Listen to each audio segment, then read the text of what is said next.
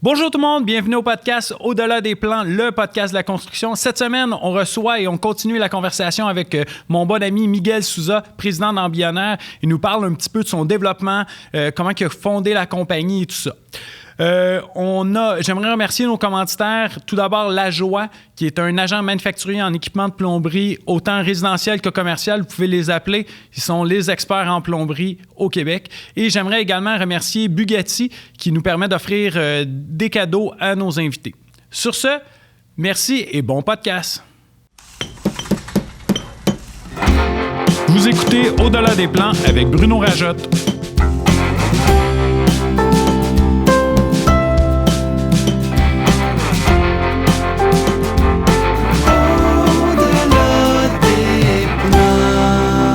Le podcast de la construction.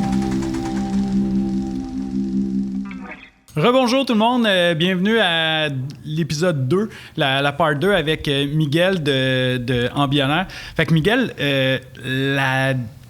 quand on a pris notre petite pause, on discutait un peu de mise en service. Tu me dis que tu aimerais ça m'en parler. Tu peux-tu, premièrement, moi je connais ça, j'en ai fait de la mise en service, mais est-ce que tu peux expliquer un peu qu'est-ce que la mise en service ou comment appeler dans le jargon du commissioning? Oui. En fait, c'est un processus d'assurance qualité là, dans la construction. Là. Si on fait un processus complet de mise en service, en fait, on est impliqué dans la conception. Bien, on est impliqué avec le client au départ à préciser ses besoins.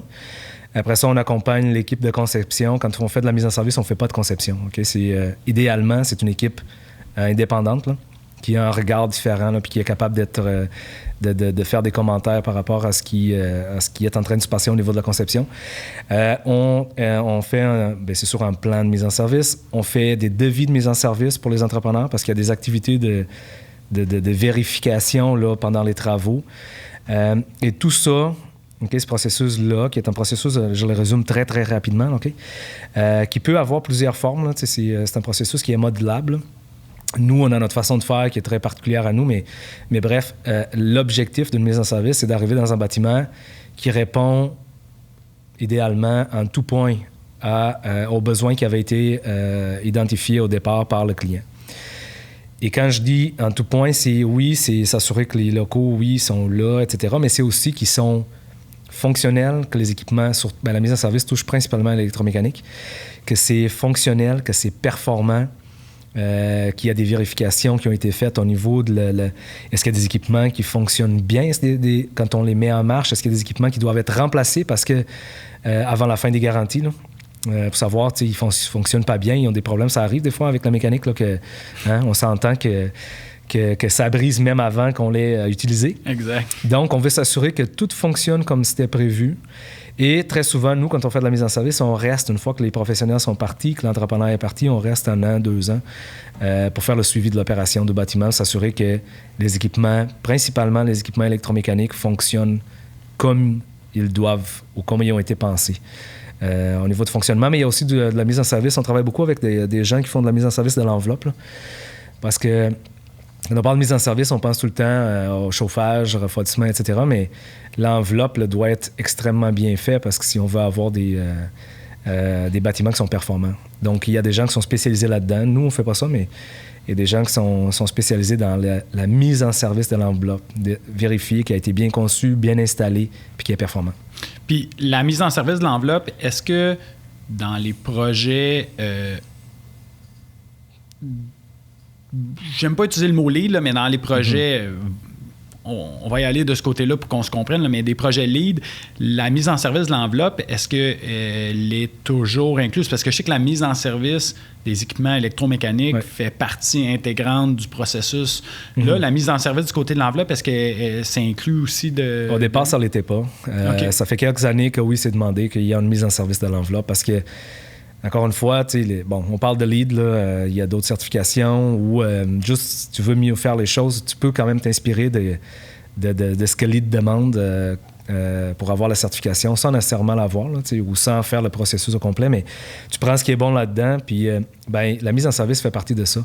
Et au départ, il n'y avait pas de mise en service dans l'enveloppe, puis on se disait, oui, on est là à s'assurer que les équipements électromécaniques fonctionnent bien, mais si tu as en mauvaise enveloppe, tu t'aides pas beaucoup. Là, tu vas climatiser plus longtemps. Exactement. Donc, là, tu vas arriver, tu vas dire, mon climatiseur ou mon chauffage ne suit pas les barèmes qu'on avait fixés au niveau énergétique, principalement à cause que tu as une fenêtre qui est de moindre qualité que ce qui était prévu initialement. Là. Exactement. Donc, c'est sûr que quand on veut faire des bons bâtiments, toutes les disciplines doivent faire leur bout. Là, il faut que ça soit performant. Mais surtout l'enveloppe, il faut comprendre... Moi, je vais peut-être revenir un petit peu en arrière pour comprendre l'électromécanique, là. On est un petit mal nécessaire, OK? Parce que dans le temps, on faisait des maisons, on faisait des bâtiments dans lesquels il y avait des fenêtres ouvrantes, puis les murs, ça se tenait au niveau structural. Juste que tu saches, Miguel, il y a encore plein d'écoles, dont l'école de mes enfants. Oui, c'est vrai que c'est comme ça. La climatisation et le chauffage est fait par les fenêtres de l'école. Là, puis en procédure COVID là, qu'on a eue, ouvrir les fenêtres quand il fait moins 30, là, pas facile, pas agréable.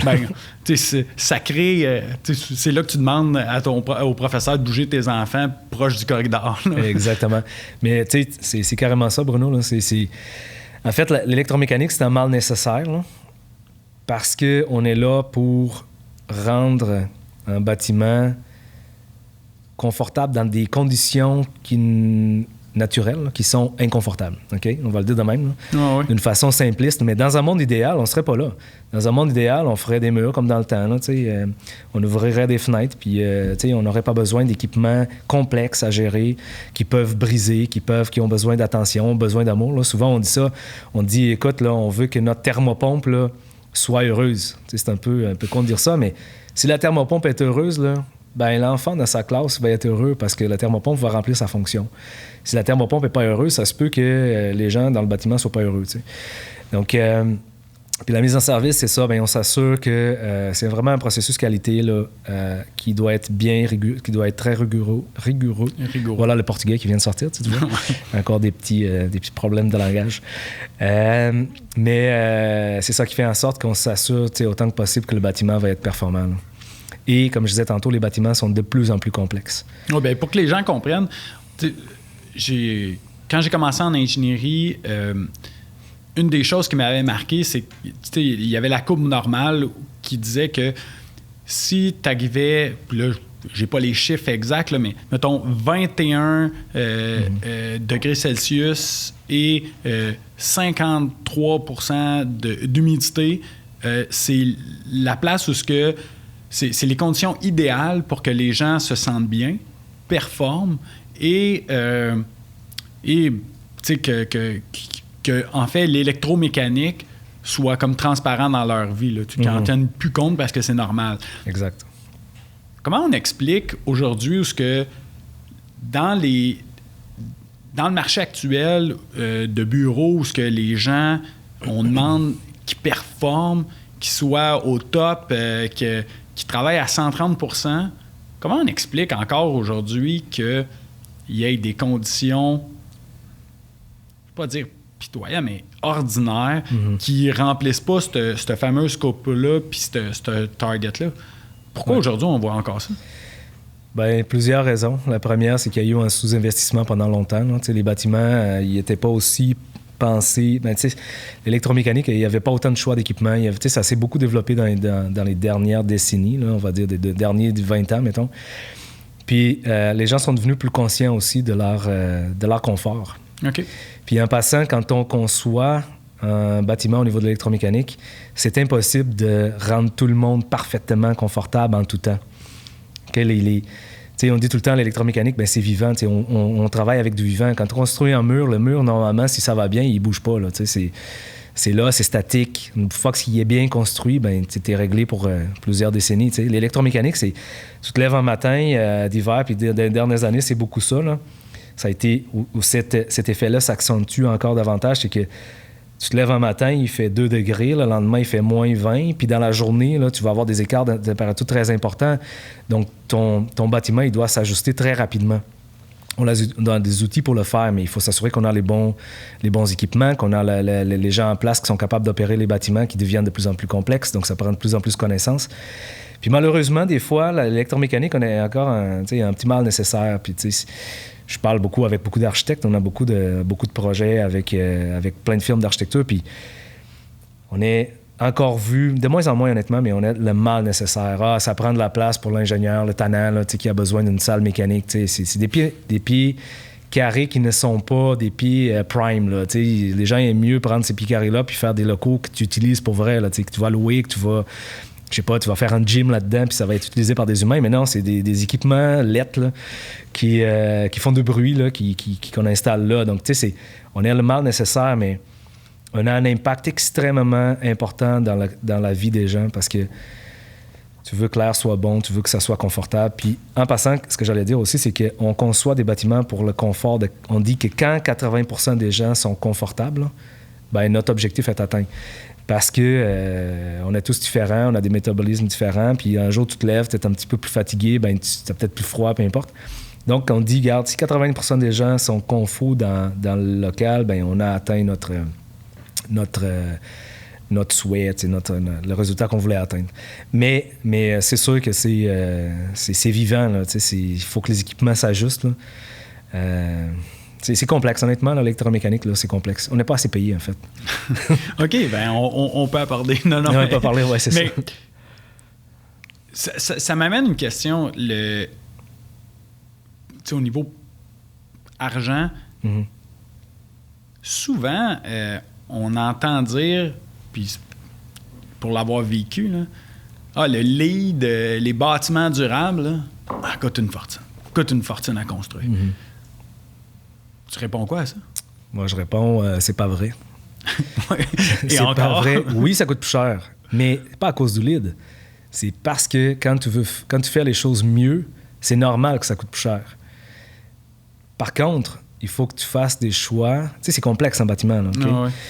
Puis, tu as plein de choix à faire, là. Plein. Tous les concepteurs ont des choix à faire, le client a des choix à faire, les entrepreneurs ont des choix à faire. Mais il faut que les gens travaillent ensemble pour arrimer les besoins, tu sais, aller à la même place, puis aussi prendre des décisions qui sont intelligentes. Tu sais, combien de fois j'ai vu des affaires, les gens font des trucs puis disent « Ah, c'est parce que c'est écrit à quelque part que ça prend telle affaire. » OK? Puis là, ils disent « Ouais, ça coûte cher, j'ai fait ça, ça coûte cher. » Ouais, mais pourquoi tu l'as fait? Ah, ben c'est écrit dans le guide, là. Non, attends un peu, là, c'est écrit dans le guide, OK, mais dans ton cas, toi, tu sais, chaque bâtiment, c'est un prototype, OK? On l'entend souvent, là, puis tu sais, je le répète en me disant, bon, je répète ce que tout le monde dit, mais c'est vrai. Tu sais, tu fais pas le même bâtiment 15 fois en général. Tu sais, l'emplacement, il n'est jamais exactement le même. Juste l'orientation. L'ensoleillement n'est pas le même. Tu sais, même si tu fais exactement le même bâtiment, tu le déplaces 50 pieds, tu le tournes, ben, tu sais, tes conditions viennent de changer. Tu sais. Donc, puis surtout, ce qu'on a fait à Montréal, bien, on ne va pas le faire nécessairement à Québec ou à Bécamo ou à Sept-Îles ou dans l'Ouest à Victoria ou les conditions sont différentes. Donc, il faut que tu t'adaptes à ton contexte. Il faut que tu prennes tes décisions, il faut que tu fasses tes choix en fonction des contextes dans lesquels ton projet évolue. Tes besoins, tes entrepreneurs autour, c'est quoi leur expertise, c'est quoi le contexte économique, c'est quoi le contexte climatique. Et tu dois absolument, à chaque fois, penser ton bâtiment comme étant un bâtiment unique. Le problème, c'est qu'on entend beaucoup, là, nous, en tant qu'humains, là, encore le voisin gonflable un peu, là, on est très bon là-dedans, on dit « Ah non, ouais, lui, il a fait de la géothermie. » La géothermie, c'est bon, il est content. Là. Donc moi, là, je veux de la géothermie. Combien de fois les gens nous disent, mais ça, c'est un exemple parmi d'autres. Oh, ouais. Et les gens nous disent, écoute, je veux absolument de la géothermie. Ouais, mais tu veux de la géothermie, pourquoi? Ah non, est-ce que c'est bon la géothermie? Ou le contraire, c'est de la merde la géothermie. T'sais, excuse-moi, je sais pas si on peut dire ça, mais c'est pas bon la géothermie. J'ai déjà quelqu'un qui m'a dit, je ne crois pas à la géothermie. J'ai dit, vous croyez pas à la géothermie? Attendez un peu. Là. C'est physique. Vous êtes dans votre droit de ne pas croire à la géothermie, mais c'est pas comme croire en Dieu ou pas croire en Dieu. Je veux dire, c'est des concepts physiques. Là, si tu n'as pas à croire à ça, là, si ça applique à ton cas ou pas. Là, les conditions sont toutes réunies pour avoir un succès avec ça. C'est pas, je ne crois pas à la géothermie. C'est pas un concept ésotérique. Là. Donc, c'est vraiment du cas par cas. C'est pas parce qu'on a fait quelque chose à quelque part qu'on va le faire ailleurs. Puis souvent, on entend beaucoup dire, tout le monde, par rapport aux ingénieurs, c'est « ils font du copier-coller ». Bien, une des choses que nous, on a changé chez nous, c'est chez Embionnaire, c'est qu'on voulait pas, et ça, c'est dès la journée 1, là, on ne fait pas de copier-coller. Parce que chaque bâtiment est unique, chaque contexte est unique. Et est-ce que ça coûte plus cher? Quand tu fais mieux, si tu achètes un auto qui est supposé être meilleur qu'un auto qui est moins bon, bien, tu vas le payer plus cher. Tu achètes un steak qui est de 3A, qualité supérieure, bien, ça me surprendrait que tu l'achètes moins cher que ton steak. Là, le steak haché. Steak haché ou un steak plein de nerfs. C'est un peu la même chose. Donc, il s'agit juste pour que ça ne devienne pas d'une façon... Ça t'empêche pas de faire prendre des bonnes décisions parce que t'as pas le budget, bien, on va prendre ton budget puis on va dire, on est-tu capable avec ton budget de prendre des bonnes décisions pour que ça coûte pas beaucoup plus cher? C'est ça, la nuance peut-être que j'apporterais.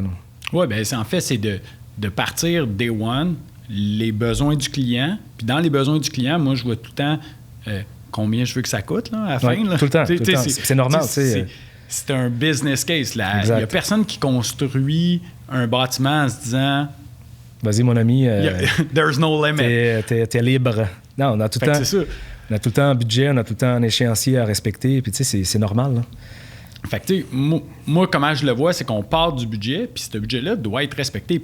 Par la suite, on prend des décisions qui font en sorte que on va-tu investir du côté fenêtre? On va-tu investir du côté isolation du sol? Est-ce qu'on va investir du côté mécanique? Est-ce qu'on fait une moyenne dans tout? Mais tu sais, je pense une des forces de votre firme, c'est que tu es capable, parce que ça, c'est un volet que je pense, vous êtes capable d'évaluer en cours de conception, de dire si tu vas avec des fenêtres de telle qualité côté sud ou une isolation de telle qualité côté nord, tu vas pouvoir avoir tel impact tel gain, de ce côté-là. Fait que là, ça va... Je pense que c'est un gros plus parce que tantôt, tu as parlé... Dans le concept de mise en service, tu as dit tu accompagnes le client de A à Z. Exact. Une des choses que moi, je me suis toujours questionné, c'est à savoir, quand on dit de A à Z, tu t'assois au début avec le client, là, ça c'est pas si mal. Tu es avec le client direct. L'architecte, l'ingénieur sont pas nécessairement là. Ils peuvent être là, mais ils sont pas nécessairement là. Fait que là, tu crées un peu la liste d'épicerie de qu'est-ce que le client veut. Par la suite, ce mandat-là, puis tu l'as mentionné, est donné à des ingénieurs qui n'est pas votre firme. Et vous supervisez... Bien, je ne veux pas dire superviser, mais... On fait des commentaires. Vous commentez des plans. Là, c'est... Puis vous faites aussi des plans. Oui, exact. Comment c'est perçu dans le milieu? En fait, on est très politiquement correct. Là. Puis juste une parenthèse, Bruno, par rapport à quelque chose que tu as dit, c'est que dans un monde idéal, on est là avant avec le client. Okay? Ce qui arrive plus souvent que d'autres choses, c'est que les ingénieurs, les architectes, tout le monde était là. Puis dans certains cas, ils commencent à construire le bâtiment, puis là, ils se disent hey, « mon Dieu, il faudrait peut-être faire une mise en service ». Donc là, on dit à nos clients, écoutez, la grande partie des gains, là, une mise en service, c'est pas une mise en marche. Okay? C'est pas juste de mettre des équipements on. Donc, ce que tu as dit là, c'est ce qui devrait arriver. C'est pas ce qui arrive tout le temps. Mais bref, des fois, et la majorité du temps, on arrive, puis les équipes de conception sont déjà en place. Mais ce qui est important, nous autres, ce qu'on fait tout le temps, c'est qu'on n'est jamais en mode écoute, il faut que tu fasses ça parce que nous autres, on est plus intelligents que toi. C'est pas ça. C'est pas ça du tout, là. C'est, regardez, là, si on le faisait de telle façon ou est-ce que ça peut améliorer? Et dans certains cas, on ne commente même pas la conception tant que ça. On fait juste des checkpoints à dire, regarde, est-ce que les besoins du client sont respectés? Puis on ne se mêle pas nécessairement parce qu'on fait de la mise en service dans des très gros projets. Tu sais, on est à nouveau centre... nouveau centre hospitalier. Le NCH, là, à Québec, là, c'est un projet de 2 milliards. On est à Fleurimont. On fait beaucoup d'hospitaliers. On est à l'hôpital de la Chine. Donc, on a des immenses projets. Puis c'est sûr qu'on n'arrive pas là en disant hey, nous autres, on est meilleurs que les gens qui ont été choisis pour faire la conception. Là. Les gens sont extrêmement compétents. Là. Donc, on arrive là avec notre mandat qui est de s'assurer que, écoute, il y a tellement... Quand tu es trop dedans, là, à un moment donné, tu le vois pas. Tu vois pas des meilleures façons, etc. Il était tellement dans les livrables, il faut que je livre pour telle date. Donc, nous autres, on n'est pas dans cette... quand on fait de la mise en service, on n'est pas dans ce mindset-là. Donc, on a plus de liberté pour faire des petits commentaires, etc. Mais jamais, on le fait d'une façon irrespectueuse ou en arrivant à champion. Tu sais, c'est dans le but d'améliorer les projets. Puis c'est sûr qu'on fait beaucoup d'interventions en construction, peut-être moins en conception, là, mais plus en construction, puis plus en opération. Mais pour avoir les outils pour faire une bonne opération, il faut que tu partes du début. La conception doit être bonne, la construction doit être bonne, les devis d'appel d'offres et tout, il faut que ce soit bien pensé, et ainsi de suite. Donc, c'est pour ça qu'on dit la mise en service, c'est un processus d'assurance qualité qui devrait commencer la journée 1, que tu commences à faire ton budget, jusqu'à plusieurs années après que le bâtiment soit livré pour qu'on puisse l'optimiser. C'est pas tout le temps le cas. Et j'aimerais, tantôt, tu as dit une chose aussi, tu as un budget. Donc là, mettons, nous autres, tu as dit, on fait de la conception. Oui, on est dans les deux chaises, OK? Il y a des mandats, des projets qu'on est le concepteur, puis il y a un agent de mise en service. L'avantage, c'est que quand tu connais ça, bien, premièrement, on est très respecté quand on fait de la mise en service. Très, très, très, très.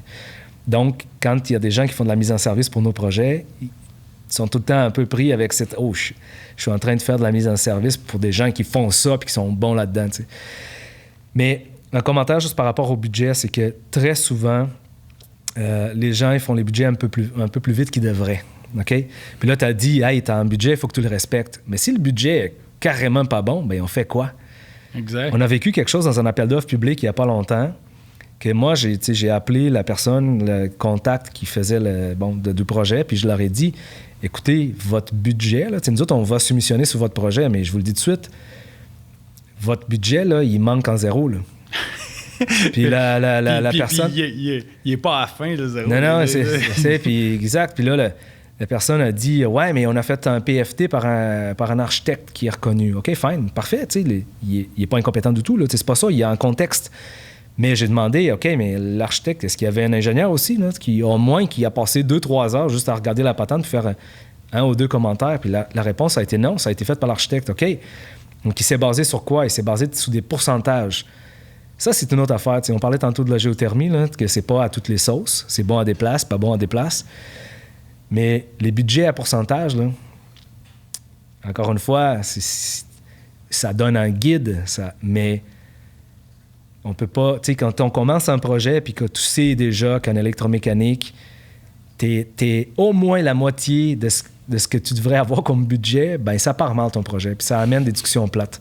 On s'est déjà retiré d'un projet, là, dans lequel... Puis en plus, c'était un projet de recherche, okay? C'était un bâtiment de recherche, dans lequel on demandait des conditions d'opération extrêmement précises, puis qu'on a dit, écoutez, là, il manque en zéro, là, tu sais. Okay? C'est officiel. Il manque en zéro, c'est officiel. Les gens nous ont dit, non, on a une entreprise qui nous a dit, des entrepreneurs aussi qui nous ont dit qu'ils étaient capables de le faire. Donc, nous, on a été, honnêtement, là, on allait se retirer du projet, mais on a été congédiés du projet. Parce que nous autres, on leur a dit, nous, on peut pas faire ça avec le budget que vous avez. Donc là, ils se sont dit, non, si vous n'êtes pas capable de faire ça avec ce budget-là, bien, on va prendre quelqu'un d'autre. Bien, le projet s'est pas réalisé. Donc, on a su plus tard que les gens, non, c'était le coût final qui avait été estimé une fois que les plans étaient faits, que les entrepreneurs ont soumissionné sur le projet. Bien, il manquait en zéro en électromécanique. Donc, tu sais, nous autres, on dit tout le temps, on est des ingénieurs conseils. OK? Ingénieurs, c'est ce qu'on a étudié pour ça. On a un titre, on a un ordre professionnel qui nous regarde, on a des activités, on a des codes, des règles, mais on est aussi conseil, ingénieur conseil. Puis le conseil, là, il s'est perdu des fois dans certains cas, puis on est devenu seulement des ingénieurs faiseux de plans. OK? Les gens ils nous voient comme, non, fais-moi... Comme je dis tout le temps, mais même à l'interne chez nous, l'objectif de notre travail, là, ce n'est pas de sortir un plan avec des lignes ou de faire une maquette Revit extrêmement développée. Ça, là, c'est des outils pour exprimer notre pensée puis notre cheminement dans un projet. Okay? C'est un outil de présentation. Puis il y a beaucoup de travail avant qu'on commence à écrire, à faire des lignes. Puis il y a encore des gens qui nous disent « Non, t'es rendu, tu devrais avoir en 30% d'avancement. » Puis là, on dit « Oui, mais on est même à 40% d'avancement. » « Ouais, mais il n'y a rien sur ton plan. » Non, t'as un peu, là. T'as un peu, là. Le plan, c'est l'expression finale du truc. C'est un résultat. Là. C'est un résultat. Il y a eu, tu te souviens, toutes les discussions qu'on a eues, tu te souviens, tout le cheminement qu'on a fait, dans le parcours qu'on a fait dans le projet. Ça fait partie du 40%. Si je commence pas la journée à faire dans ma maquette Revit, à mettre des valves, là, puis des détails d'accroche de la tuyauterie au plafond, là, ça vient plus tard. Là.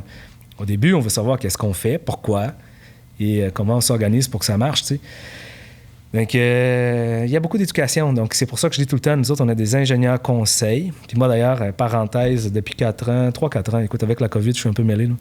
Je suis chargé de cours à l'Université Laval, à la faculté d'architecture. Donc, j'enseigne un cours obligatoire de 2e année à 90-100 élèves à chaque année qui vont devenir des architectes. Et moi, au lieu de toujours... Tu dois être bien accueilli dans la classe. Oui, bien quand même. Ils m'apprécient pas mal parce que moi, j'avais dit l'année dernière que je le ferais plus parce que j'avais pas le temps. Puis là, ils m'ont dit, non, Miguel, tu comprends pas, il faut que tu viennes. C'est obligatoire maintenant. J'ai dit, écoute... Puis moi, au départ, quand j'ai été invité à faire ça, je me disais, hey, non, attends un peu, je disais ça en blague, je dis... Écoute, on a tellement d'incompréhension entre les architectes et les ingénieurs, puis nous autres, on essaye d'être on est très à l'écoute, puis on est très accommodant, mais je me disais, regarde bien, là, je vais les pogner, je vais les éduquer là, quand ils sont frais. Donc, puis ça, je dis ça à la blague, mais honnêtement, là, je pense que c'est un must, un architecte qui touche un petit peu à tous les aspects du bâtiment, de connaître un peu, là, au moins un petit peu du langage, puis de ce que ça implique. Tu sais, quand moi, je fais en 2020, on n'a pas pu faire une visite de bâtiment. Je fais tout le temps une visite. On est allé au manège militaire une année, on est allé au Grand Théâtre de Québec une autre année. Donc, j'amène les élèves là, puis on va dans les salles mécaniques, puis c'est des choses qu'ils n'ont jamais vues. Puis là, ils sont comme, c'est bien gros. Il y a donc bien des équipements. Ah, ouais, mais je savais pas. Bien, c'est normal. Quand tu l'as jamais vu, tu peux pas comprendre. Puis là, quand un architecte arrive dans cette gang-là, ils vont commencer à travailler dans ceux qui sont sortis la première année, quelques-uns, je commence à les croiser dans des projets, là, donc c'est très drôle. T'sais. Puis là, ils me disent, Miguel, on a compris, là, ça prend un peu de pied carré là, pour installer les salles mécaniques. Ben oui, c'est ça, mais c'est parce qu'ils l'ont vu dans le cours. Donc, pour moi et pour Embionnaire, c'est très important le côté conseil. Là. Oui, on a des ingénieurs, oui, on a des aptitudes particulières, mais des connaissances particulières, mais on est surtout des conseillers. Puis malheureusement, c'est pas tout le monde c'est souvent oublié, ouais. Mais aussi, Miguel, je suis pas mal sûr que toutes les firmes de génie qui vont entendre ça sont prêtes à te subventionner pour que tu formes les architectes. Exact. Puis ils seraient intéressés à ce que tu viennes à l'Université de Montréal, à Sherbrooke, McGill, Concordia, pour que tu formes tous les architectes à ce qu'ils laissent plus de salles mécaniques. C'est une bonne idée, par exemple. C'est une bonne idée. Je vais cotiser. On va ouvrir un GoFundMe. Excellent. Écoute, dessus. Tu parlais, Miguel, que tu as laissé tomber, voire congédier sur un projet. Puis ça, c'est tout à ton honneur, là, mais tu sais, tu es un entrepreneur. Oui. À la fin de la journée, tantôt tu l'as dit, je pense, dans l'épisode 1, t'en as parlé comme quoi que tu t'occupais du compte de banque. Là. Je pense que tous les entrepreneurs aiment avoir un petit regard là-dessus. Quand tu pars un projet, puis c'est quand même des honoraires importants ou ce que tu as fait de la planification. Souvent, tu obtiens un mandat qui se fait que les premières étapes se font dans 2, 3, 4, 6 mois, voire des fois 1 an. Tu fais de la planification, tu places tes jetons. Quand tu prends un write-off d'un honoraire, puis on va prendre un chiffre comme ça, mais mettons 60 ou 100 000, là, moi, je suis un entrepreneur, tu me parles de ça. Depuis tantôt, je suis comme, le gars est confortable. Write-off de 100 000. Tu dois avoir un débat interne à dire, OK, qualité, dollars, à la fin de la journée, faut nourrir les nombreuses familles. Comment tu gères ça? Écoute, je te disais que quand je suis arrivé au Québec, là, j'arrivais un peu avec mon arrogance, pas malsaine, mais en se disant, regarde, je suis bon, je suis fin, je vais réussir. C'est ma mère, elle m'a éduqué comme ça. Elle me disait, tout est possible. Mon homme, tout est possible, puis tu vas réussir. Là. Travaille fort, puis tu vas réussir. C'est impossible que tu échoues parce que chaque fois que je faisais de quoi, je le faisais intensément. Donc, j'avais des réussites. Donc là, quand tu t'habitues à réussir, tu te dis, bon, mais ça va bien socialement, ça va bien à l'école, ça va bien. Bon, j'avais perdu mon père très jeune, donc j'ai eu un moment d'adaptation, là, puis ça, c'était un moment difficile, mais qui m'a aussi fait grandir très vite. Là. Je suis devenu l'homme de la maison, en quelque sorte. À 13 ans, ma mère faisait des investissements en bourse, puis moi, je le gérais avec elle. Le soir, on regardait ça, puis on checkait les graphiques, puis on disait à telle place, on devrait mettre tel argent. C'était pas mon argent, c'était l'argent de ma mère, mais... Puis elle avait de l'immobilier qu'elle gérait, etc. Donc, j'ai été très rapidement mis dans le bain, comme on dit. Là, mais... Donc, quand je suis arrivé au Québec, je parlais pas français, mais je me disais, non, regarde, là, ça va être facile. Puis je me suis organisé pour que ça soit facile. Okay? Ça n'a pas été facile, mais je me suis organisé pour que ça ait l'air facile. Puis dans l'entreprise, c'est un peu ça aussi. Nous autres, premièrement, on est dans une période dans laquelle il y a beaucoup de projets. Mais même si le contexte était différent, parce que ça a toujours été ça. Okay? Quand on a commencé une entreprise en génie là, au Québec, là, ça te prend un CV. Si tu n'as pas de CV, tu ne peux pas gagner des projets parce que tu n'as jamais fait... Tu sais, je dis tout le temps en blague, je dis, regarde, pour faire une caserne de pompiers, il faut que j'aie fait 5 casernes de pompiers avant. Mais tu sais, si c'est ma première que je vais avoir, comment je fais pour faire cette caserne-là? Je peux pas, je tourne en rond. L'œuf et la poule. Donc, c'est l'œuf ou la poule, puis on a pris des décisions d'affaires chez nous. On est dans une optique beaucoup de partenariat et pas de compétition. On est beaucoup dans comment est-ce que je peux m'associer à quelqu'un qui est bon, OK, ou qui est complémentaire à moi pour arriver à mes fins. OK? Puis mes fins, c'est quoi? C'est de faire le meilleur projet possible, puis après, pouvoir dire que je l'ai fait. Puis de fil en aiguille, bien, arriver, nous autres, on fait à peu près 250, 300 mandats par année. On a une cinquantaine de personnes, un peu plus, là, 50 quelques. Donc, on est... oui, à tout le temps ce stress-là de dire à la fin du mois, nous autres, c'est pas 10 000 $ qui partent du compte de banque à la fin de la semaine. Là, c'est aux 2 semaines. Là, c'est rendu plusieurs dizaines de milliers de dollars. Ouais, c'est plusieurs centaines là, à chaque paye. Là. Donc, tu sais, c'est... Bon, tu te dis, OK, il faut que ces gens-là soient payés, puis il faut que moi, je me paye aussi, tu sais, je veux dire. Puis on gagne très bien notre vie dans le sens qu'on n'est pas multimillionnaire plusieurs fois, mais tu sais, on vit très bien. Je veux ton petit sourire. Ça. J'aime ça. Pas multimillionnaire plusieurs fois. Mais on gagne très bien notre vie, mais on gagne surtout notre vie d'une façon très honnête. OK? Puis on s'oblige à être honnête avec nous. Donc, qu'est-ce que je veux dire par ça? C'est que s'il y a un promoteur qui arrive qui dit « Regarde, Miguel, viens faire notre projet », puis que ces valeurs ne correspondent pas à nos valeurs, moi, j'ai toujours dit, là, je préfère ne pas le faire, puis trouver une façon quelconque de survivre à cette manque-là. Là. Tu sais, travailler plus fort pour trouver un autre client ou peu importe, mais de travailler toujours avec des gens qui fit dans nos valeurs, qui fit dans notre vision d'entreprise. Okay? On pourrait être, honnêtement, là, Bruno, là, on pourrait être 250 si on prenait n'importe qui pour venir travailler chez nous, puis qu'on prenait n'importe quel projet, c'est pas compliqué de vendre quand tu as déjà une entreprise qui est reconnue, etc. C'est compliqué de se rendre là. Mais quand la sauce a pogné, là, c'est très facile. Moi, j'ai juste à couper des prix, là, puis j'ai tous les projets au Québec. Là. Tu comprends? Oh, ouais. Mais nous autres, on fait pas ça parce que on se dit, premièrement, on est honnête avec nous-mêmes. Tu sais, on a une valeur. Donc, cette valeur-là, ben excuse-moi, mais on n'est pas payé extrêmement cher, les ingénieurs. Tu sais, le décret, là, il a été révisé, le décret des ingénieurs pour les services au gouvernement a été modifié la dernière fois en 2009, puis il date de 87, avec un addenda à 87, je sais pas quoi. Là. Donc, tu sais, puis les taux horaires n'ont jamais évolué depuis 2009. Non. Je te dis que les salaires des gens, par exemple, ils ont monté de 40 %. Ah! Hein? C'est quelque chose qui t'applique quelque chose. Je suis surpris. Écoute, je t'annonce des choses aujourd'hui, là, tu vas sortir d'ici, tu vas te dire mon Dieu, mais il m'a appris des choses hallucinantes. Ce gars-là, tu sais, il devrait donner des conférences plus souvent.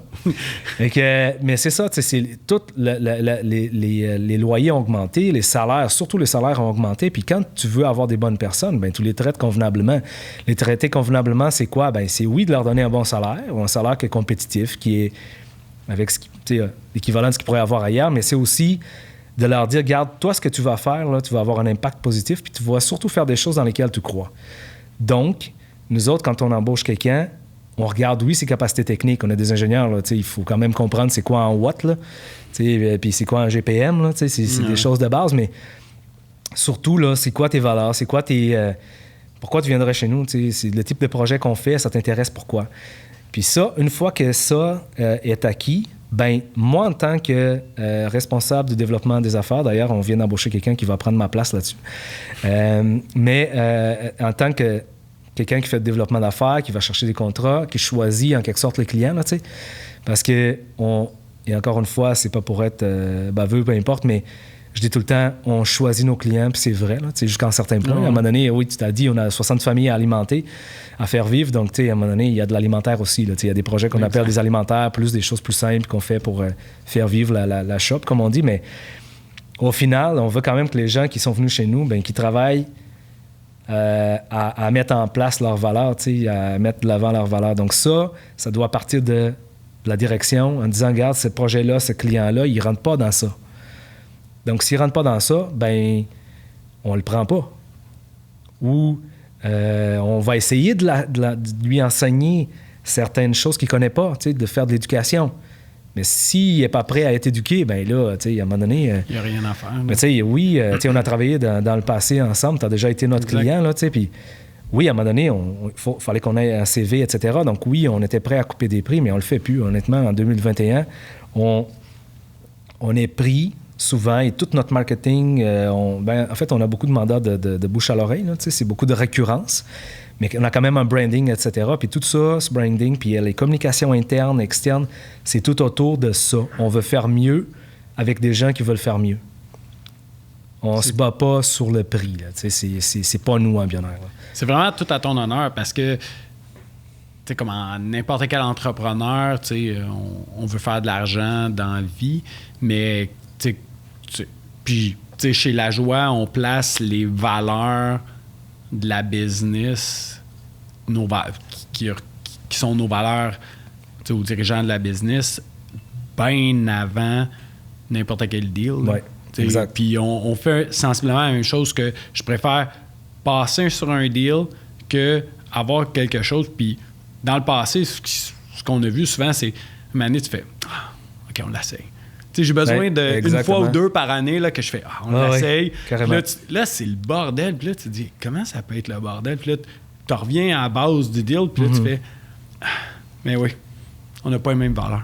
Mais je pense que c'est normal de temps en temps d'essayer. Tu te dis, regarde, je suis encore à bonne place. Puis là, tu essaies, tu te dis, non, c'est vraiment ça. Ça te rappelle pourquoi tu fais les choses. Là. Puis nous autres, tu disais, nos valeurs à l'interne, là. Ouais, c'est quoi vos valeurs? Oui, nos valeurs, en fait, c'est avoir un impact positif sur l'humain, OK? Puis pour nous, encore une fois, c'est des mots qui peuvent paraître un petit peu... Bon, encore un autre qui dit... Là, un dreamer, là. En 2021, tu n'as pas le choix de faire ça parce que les entreprises qui réussissent le plus, c'est les entreprises qui sont vraies, OK? Puis quand tu lances des mots, là, puis que tu ne suis pas ou que tu ne vis pas les mots que tu envoies dans l'atmosphère, là, ça c'est. Okay, les gens ne sont pas dupes, là. Si à un moment donné, là, je te dis, écoute, Bruno, là, je suis blond aux yeux bleus, là. Hein? OK? Bon, je suis pas blond aux yeux bleus. Non. Mais si tu dis, je sais pas, tu dis quelque chose que tu n'es pas profondément en toi, bien, les gens vont le savoir, puis ça va avoir l'effet inverse. Donc, nous autres, nos valeurs, c'est on veut améliorer les humains autour de nous, leur vie, là. Puis ça commence par les gens qui travaillent chez nous, puis leur famille. Après ça, c'est les gens qui vont vivre dans les bâtiments dans lesquels on travaille. T'sais. Après ça, plus large, c'est la société, etc., etc. Bon. Après ça, c'est justement d'avoir un impact positif sur la société. Okay? Plus tard, quand on a travaillé l'humain, je l'ai dit, on vient avoir un impact sur la société. Puis la troisième, je vais peut-être te surprendre un peu, mais c'est d'être rentable. On vit dans une société capitaliste, OK? Puis moi, je suis pour la vertu, là. Mais à un moment donné, je suis très réaliste. Et chez nous, on est très réaliste. Si on veut... Moi, je disais souvent, quand on a commencé l'entreprise, je disais souvent à Sonia avait beaucoup d'idéaux, puis elle disait « Hey, ça, c'est tellement poche, comment ils font ça? » J'ai dit « Sonia, tu veux changer le truc? » J'ai dit « Organise-toi pour être assise à la table quand ils vont prendre des décisions. » Sinon, ta voix, là, tu sais, personne ne va l'entendre, ta voix, là. Exact. Donc moi, j'ai dit « Regarde, on veut changer les choses, là. Organise-toi. » Quand on a eu le contrat de l'enfant Jésus, c'est un projet de 2,4 milliards. On a plusieurs millions de dollars d'honoraires. On n'installe pas d'équipement, là, on n'achète pas d'équipement. C'est du temps. OK? Puis, on a gagné le contrat en qualité seulement. On a passé des entrevues, etc. Il n'y avait pas de prix. On a pris c'était quoi leur budget après de la SQI, etc. Mais bref, ce qu'on s'est dit, c'est on veut être là. Pourquoi? Bien, on veut être là parce qu'on veut avoir un impact sur le projet. On veut que notre voix soit entendue. Donc, il faut que tu sois présent. Mais pour être présent, il faut que tu aies les capacités. On est dans une société qui est capitaliste. Puis pour être capable d'être là, il faut que tu aies les sous pour être là. Il faut que l'entreprise soit viable. Donc, quand je dis, oui, on veut avoir un impact positif sur l'humain, c'est vrai, oui, on le vit à tous les jours. On veut avoir un impact positif sur la société. Bien, ça donne que les projets qu'on fait, bien, ils sont visibles de tous. Là. Tu passes à côté du bâtiment, tu le vois. Tu rentres dans le bâtiment, tu sens l'impact de ce qu'on a fait. Puis le troisième, quand je dis être rentable, les gens ils font comme « Oh mon Dieu, mais je vous pensais un peu plus green que ça. » Un peu plus puriste. Non. Parce qu'on a l'intelligence de dire, regarde, si tu veux avoir un impact dans le monde dans lequel on vit, l'argent, là, il fait partie de la game. Ouais. Donc, oui, je veux qu'on soit en bonne situation financière. Donc, toutes les décisions qu'on prend, on les prend aussi en fonction de ce que ça rapporte à l'entreprise pour qu'on puisse avoir l'impact sur l'humain puis l'impact sur la société. Ça tourne tout le temps en rond, cette affaire-là. Là, en gros, si tu es rentable, tu vas pouvoir prendre soin de tes gens, qui, eux, vont pouvoir prendre soin des bâtiments parce qu'ils vont avoir les honoraires et le temps de faire exécuter. Et si tout ça fonctionne bien, bien, la compagnie revient rentable. Fait que, c'est un cercle, un certain cercle d'entreprise. Puis moi, je pars tout le temps, quand j'avais rencontré plusieurs entrepreneurs avant de partir mes diverses entreprises. Puis une des choses qui me faisait toujours, qui me surprenait, c'était tout le temps l'argent était quasiment banni là, quand on parlait d'un entrepreneur qui disait qu'il fait de l'argent. Mm-hmm. Moi, j'avais un prof à l'université qui m'avait dit, il y a les 3 F. Là, fun, foin. C'est ça. Fun, faut que tu aies du fun à faire ça. Foin, faut que tu aies de l'argent pour faire ça. Puis foi, faut que tu crois en ce que tu fais. T'sais. Exact. Puis toutes les fois, je l'ai essayé des fois et j'ai fait l'argent, ça va suivre. Oublie ça, ça suit pas. Tu as besoin que ça soit rentable parce que un moment donné, tes investissements, t'as beau être la meilleure personne sur Terre au IGA, t'as beau dire « Hey, je suis la meilleure personne le steak haché, le steak, faut que tu le payes. » là. Ouais, absolument. Puis tu sais, quand tu es dans cette position-là, tu dis, tu sais, mettons, je travaille à IGA, ben j'ai un impact. C'est sûr que j'ai un impact sur les gens. Si je suis de mauvaise humeur, je vais avoir un impact sur les gens autour. Si je fais mal mon travail, je vais avoir un impact. Mais c'est sûr que si tu veux avoir un impact plus important, ben il faut que tu sois autour des gens qui prennent des décisions pour la majorité. En fait, la minorité qui prend la décision pour la majorité. Puis c'est la place dans laquelle on essaie d'être. Et c'est là que ça revient quand je dis on veut travailler avec des gens qui croient à ça parce que sinon tu perds ton temps. Tu perds ton temps, tu perds ton argent. Puis honnêtement, là, ça, pour les gens qui ne connaissent pas notre domaine, les gens, j'ai entendu ça souvent, ah oui, t'as un beau véhicule, tu fais de l'argent, c'est sûr les ingénieurs, c'est tous des gens qui sont payés très cher. Ben écoutez, là, moi à ça, je réponds, c'est oui, on n'est pas dans le bas de la classe de la société au niveau au niveau de nos revenus, mais dites-vous qu'il y a un sacré palette au-dessus de nous autres parce qu'on n'est pas payé cher pour l'impact qu'on a. Là. Puis, malheureusement, ça, je dis à mes collègues là, dans les autres entreprises, je dis tout le temps, là, écoute, respecte-toi parce que si tu ne te respectes pas, personne ne se respecte. Et malheureusement, les ingénieurs, on est très cartésiens puis on est très, très effacés aussi. T'sais, moi, je sors un petit peu du lot, là, puis des fois, les gens me voient, ils me connaissent, tout le monde me connaît dans les événements, quand on arrive dans les événements, parce que j'ai une grande gueule, puis tu sais, j'ai pas peur d'affirmer ce que je pense. Puis tu sais, si j'ai pas raison, ben regarde, j'invite les gens à me dire, regarde, t'es en cave, t'as pas raison, tu sais, dites-le poliment, là. Ouais. Mais, tu sais, OK, si j'ai pas raison, je vais quand même analyser, puis je vais essayer de m'améliorer. Tu sais, je fais pas juste, non, c'est mon idée.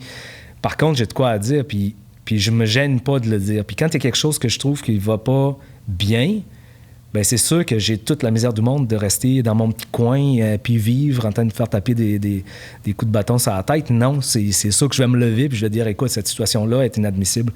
Puis les honoraires des professionnels, là, autant des architectes que des ingénieurs, là, c'est quelque chose qu'on doit réviser rapidement parce que je lisais un article dernièrement qui disait qu'il y a beaucoup de projets dans le public, là, on le sait. Énormément. Puis beaucoup, là. Beaucoup plus que la quantité de personnes pour les faire. Ah, bien, il y a des projets qui se font pas, là. Il y a des projets qui se font pas, carrément. On vit une pénurie de main-d'œuvre, pénurie de matériaux et des prix exorbitants de tout ça fait en sorte que les prix des matériaux, des sous-traitants, des professionnels augmentent, veut pas, et il y a des projets qui tombent plus viables économiquement. Fait que c'est sûr que il y en aura, puis ça, on a ça dans le privé, mais on a ça aussi énormément dans le public.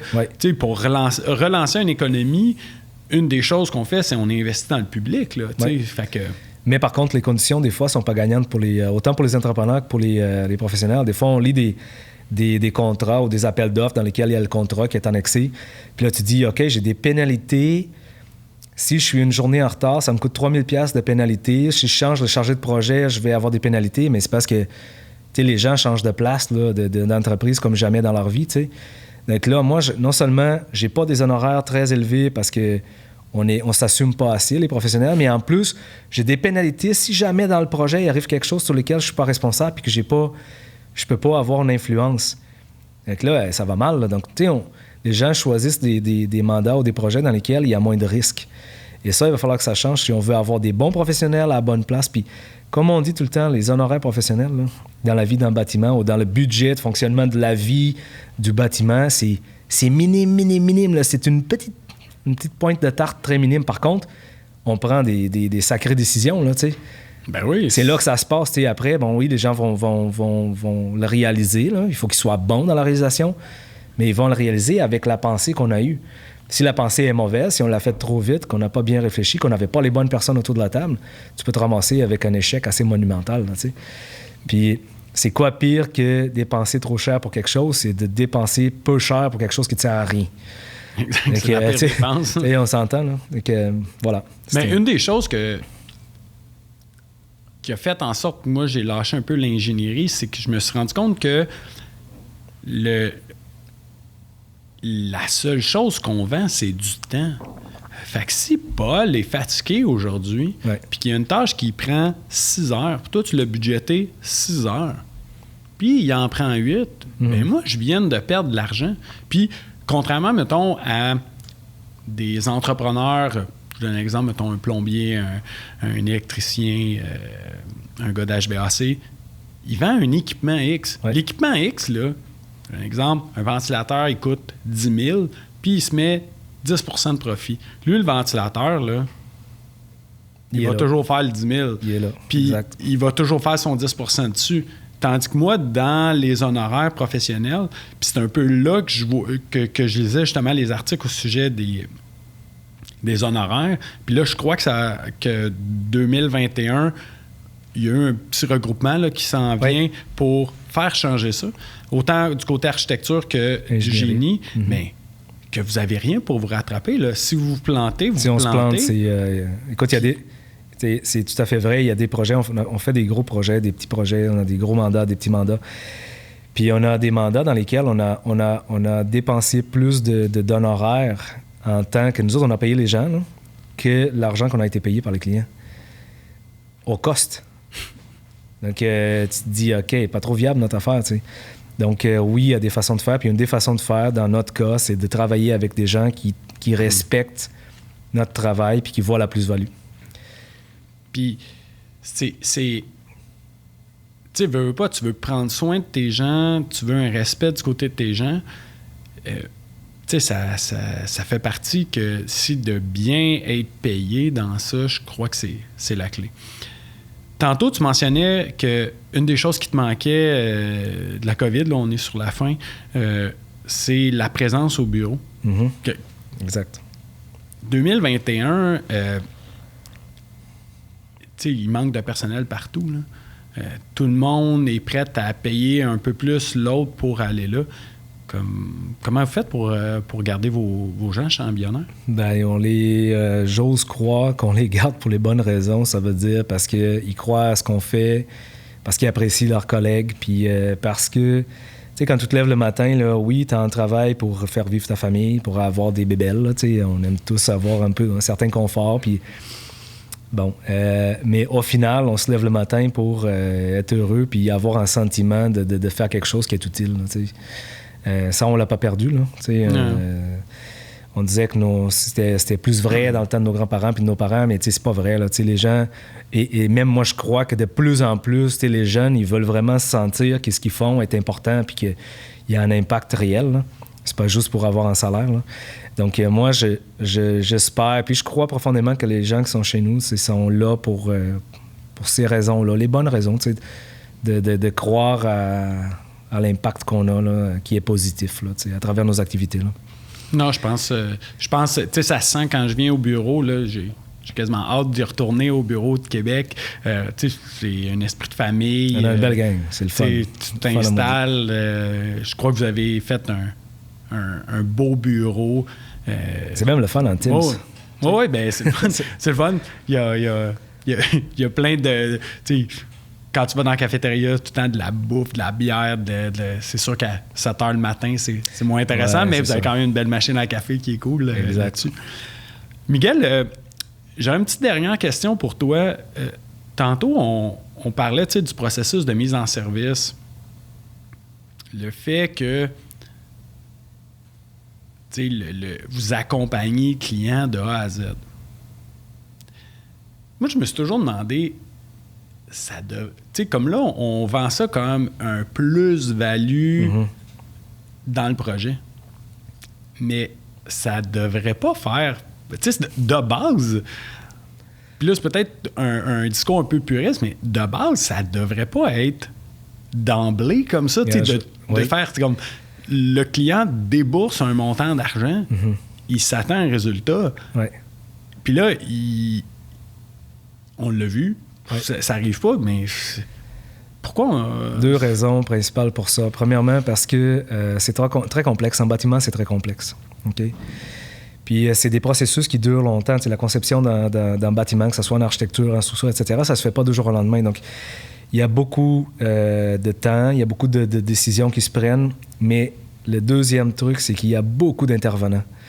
Puis quand tu as beaucoup d'intervenants, tu te lèves le matin, tu as tes tâches à faire, mettons, tu te brosses les dents, tu es responsable et tu es l'unique, tu es la seule personne qui va s'occuper de l'hygiène de tes dents. T'sais.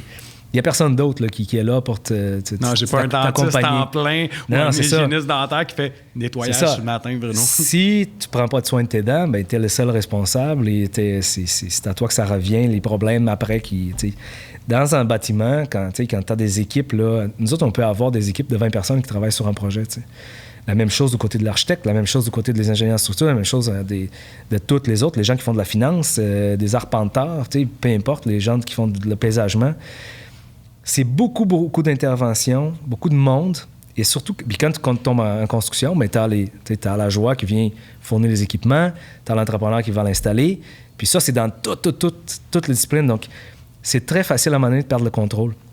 Et les professionnels, pour parler des ingénieurs, pour aller un peu à la rescousse des ingénieurs, c'est pas parce qu'ils font pas bien leur travail, c'est parce que ça devient complexe. Ils sont tellement concentrés sur les tâches qu'ils doivent accomplir pour la conception, de choisir l'équipement, OK, combien de gallons par minute ça me prend. Ils sont tellement dans le micro qu'à un moment donné, ils perdent un petit peu la vue globale.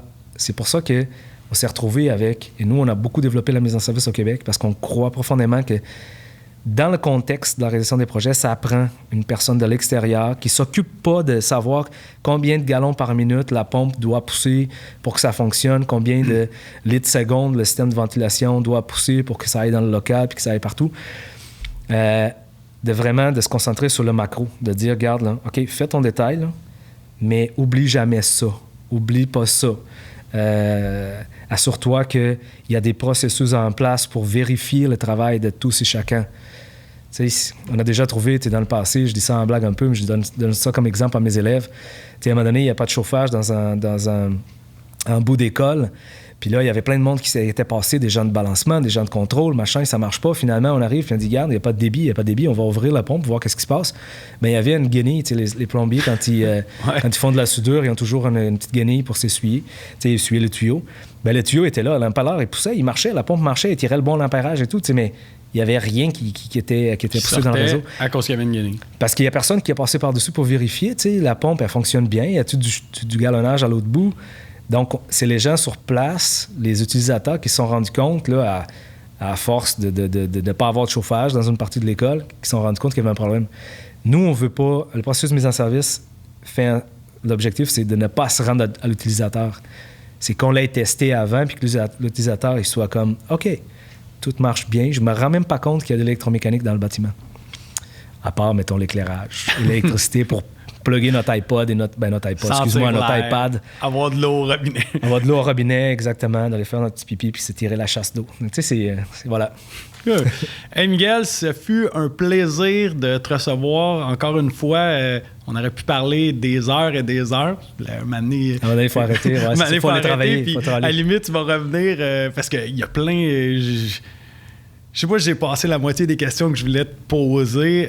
C'est sûr que je vais vouloir te revoir comme invité. Merveilleux. Miguel, tu as été inspirant, hyper généreux, puis encore une fois, c'est tout à ton honneur. Ambillionaire, pour moi, c'était un coup de cœur day one quand je t'ai connu.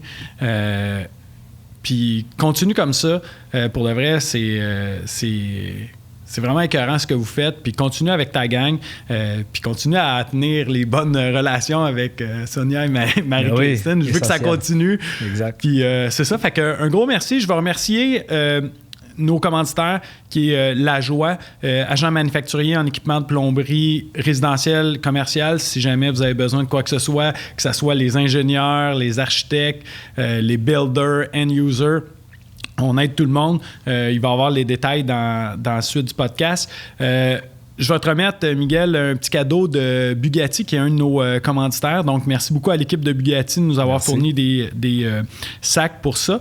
Et sur ce, on se voit au prochain épisode avec un nouvel entrepreneur qui va nous parler de son histoire. Merci beaucoup. Merci beaucoup, Bruno, pour l'invitation. Merci, Miguel. Ça fait un plaisir. Bye. Bye.